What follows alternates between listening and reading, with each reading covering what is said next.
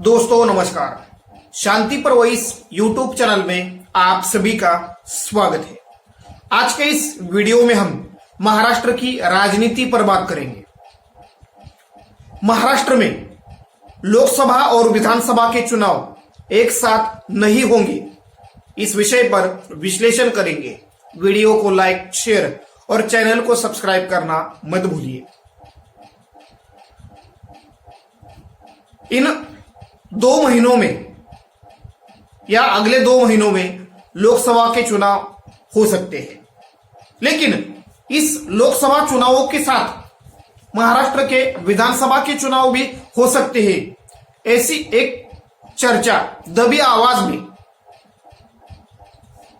पिछले 1 साल से महाराष्ट्र में हो रही है। लेकिन इस वक्त का राजनीतिक हालात देखें तो आने वाले लोकसभा चुनावों के साथ महाराष्ट्र में विधानसभा के चुनाव होंगे, ये कहना बड़ा उलझा हुआ नजर आ रहा है, या ऐसा संकेत नहीं मिल रहा। विधानसभा के चुनाव सितंबर या अक्टूबर में होंगे और लोकसभा के चुनाव अप्रैल मई में होंगे। अगर दोनों चुनाव एक साथ होते हैं तो उसका परिणाम महायुति को चुनावों में भुगतना पड़ सकता है। इस वक्त लोकसभा चुनावों में सत्ता पक्ष की तरफ से सीटों के बंटवारे के लिए अभी तक ज्यादा मीटिंग या चर्चाएं होती नहीं दिख रही। यानी महाविकास आघाड़ी गठबंधन लोकसभा चुनावों के तैयारियों में और सीटों की बंटवारे की चर्चाओं में ज्यादा मीटिंग करता हुआ नजर आ रहा है, तो दूसरी तरफ सत्ता पक्ष यानी महायुति गठबंधन या महायुति में लोकसभा चुनावों के लेकर कोई भी चर्चा होती नजर नहीं आ रही। आने वाले लोकसभा चुनावों में महाराष्ट्र में बीजेपी कितने सीटों पर लड़ेगी और अजित पवार गुट और एकनाथ शिंदे गुट को कितने सीट छोड़ेगी, इस पर अलग अलग विश्लेषण सामने आ रहे हैं या अलग अलग खबरें सामने आ रही है। बीजेपी महाराष्ट्र में लोकसभा चुनावों में 35 से ज्यादा सीट लड़ सकती है, ऐसी भी चर्चा हो रही है। एकनाथ शिंदे गुट और अजित पवार गुट जितनी सीटें जीत सके उतनी ही सीटें इन दोनों गुटों को लड़नी चाहिए, ये बीजेपी की इच्छा दिख रही है। यानी आने वाले लोकसभा चुनावों में अजित पवार गुट को और एकनाथ शिंदे गुट को लोकसभा की कितनी सीटें मिलेगी, इसका अंतिम निर्णय बीजेपी का आलाकमान लेगा, ये लगभग तय माना जा रहा है। आने वाले लोकसभा चुनावों में महायुति गठबंधन एक साथ होकर चुनाव लड़ेगा या नहीं लड़ेगा, इस पर भी अलग अलग तरह की चर्चाएं हो रही है। इस वक्त महाविकास आघाड़ी गठबंधन से ज्यादा महायुति में बिखराव नजर आ रहा है। जिस प्रकार बीजेपी एकनाथ शिंदे जी की शिवसेना, इन दोनों पार्टियों के नेताओं के बीच जो राजनीतिक टकराव और राजनीतिक संघर्ष जमीनी स्तर पर नजर आ रहा है, उसे देखें तो आने वाले लोकसभा चुनावों में शिंदे गुट हो या अजित पवार गुट हो, वो बीजेपी के लिए कितना काम करेगा, अजित पवार गुट और शिंदे गुट के नेता या कार्यकर्ता सच में बीजेपी का लोकसभा चुनावों में काम करेंगे या नहीं करेंगे, इस पर भी अलग अलग तरह के अनुमान और राजनीतिक चर्चाएं सामने आ रही है। भले ही महायुति में एकजुट दिखाने के लिए तालुका स्तर पर और जिला स्तर पर महायुति की मीटिंग हो रही है और उनमें एकजुटता दिखाने का प्रयास हो रहा है। लेकिन जिला स्तर हो या तालुका स्तर, महायुति के नेताओं में संघर्ष बढ़ता हुआ नजर आ रहा है। भले ही बीजेपी महाराष्ट्र में 40 से अधिक सीट जीतने का दावा करे, लेकिन बीजेपी का यह दावा जमीनी सच्चाई से कुछ अलग दिख रहा है। यानी जमीनी सच्चाई अलग अलग सर्वे में सामने नजर आ रही है। सी वोटर और इंडिया टुडे के सर्वे में महाविकास आघाड़ी गठबंधन बीजेपी के नेतृत्व वाली महायुति पर बढ़त बनाता हुआ नजर आ रहा है। सी वोटर के सर्वे में महाविकास आघाड़ी गठबंधन को 26 सीटें और 45% वोट शेयर मिलता हुआ नजर आ रहा है, तो बीजेपी और उनके नेतृत्व वाली महायुति को 40% वोट शेयर और 22 सीटें मिलती हुई नजर आ रही है। यानी पिछले लोकसभा चुनाव में शिवसेना बीजेपी को 41 सीटें मिली थी और 51% वोट शेयर मिला था और उसमें अकेले बीजेपी को लोकसभा की 23 सीटें मिली थी। तब उद्धव ठाकरे उनके साथ थे। लेकिन 2019 का लोकसभा चुनावों का नतीजा दोहराना इस वक्त बीजेपी के लिए बड़ी मुश्किल नजर आ रहा है।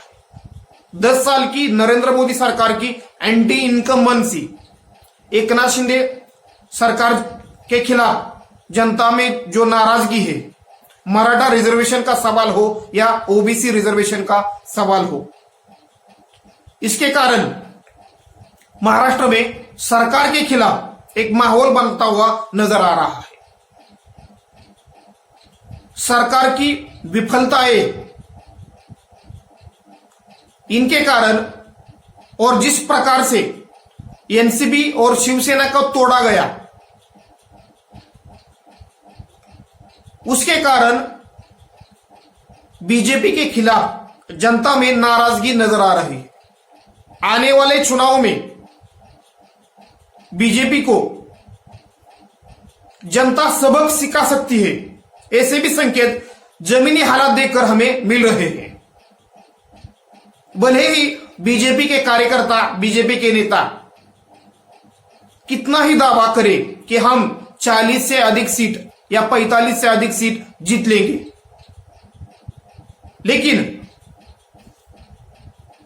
चुनाव से पहले कोई भी पार्टी बड़े बड़े बातें करती है, जिसके कारण अपने कार्यकर्ताओं का, अपने समर्थकों का उत्साह बढ़ाया जा सके, उनको उत्साहित और उनके मन में जोश पैदा किया जा सके ताकि वो लड़े। लेकिन बीजेपी का दावा जमीनी हकीकत से बिल्कुल विपरीत है।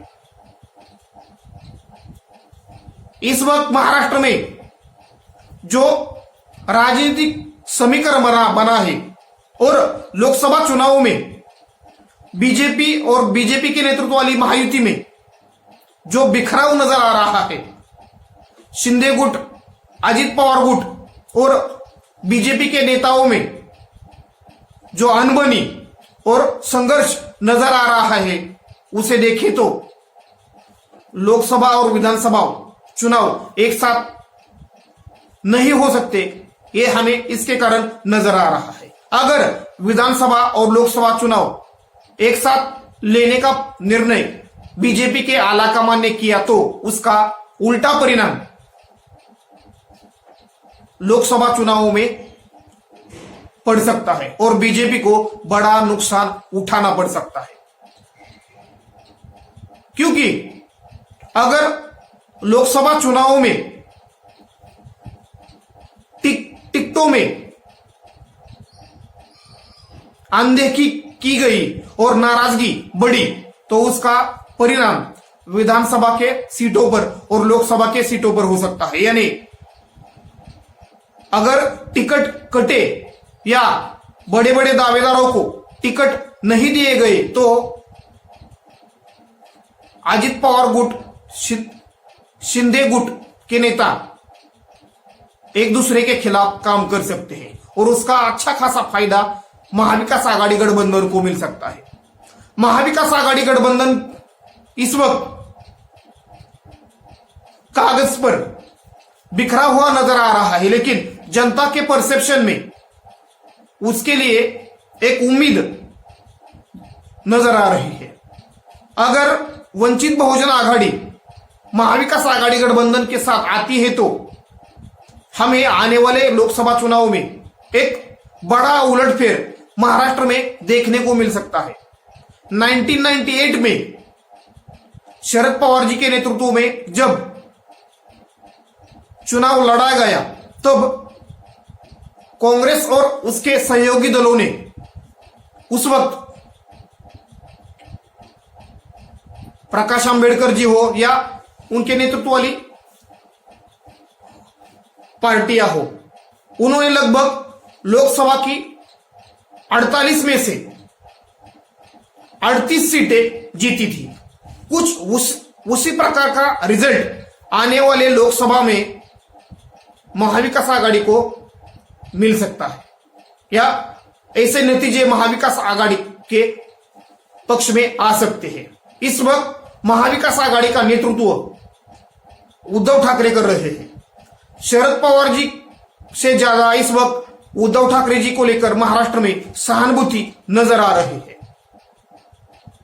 भले ही शरद पवार जी को लेकर या उद्धव ठाकरे जी को लेकर बड़े बड़े नेता पार्टी छोड़कर जा चुके हो या अलग अलग परसेप्शन इन दोनों नेताओं को लेकर सत्ता पक्ष की तरफ से बनाया जा रहा हो, लेकिन उसका उल्टा परिणाम हमें देखने को मिल रहा है। यानी विपरीत और संकट की घड़ी में भी उद्धव ठाकरे और शरद पवार मजबूत नजर आ रहे हैं।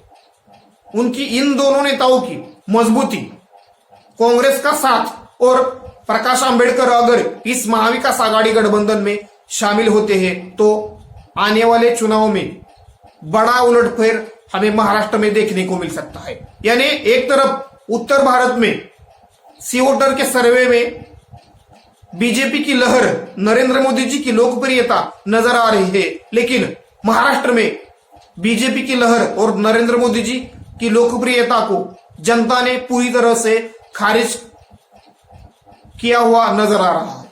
यानी लोकसभा चुनाव और विधानसभा चुनाव एक साथ होने की उम्मीद लगभग खत्म हो गई है,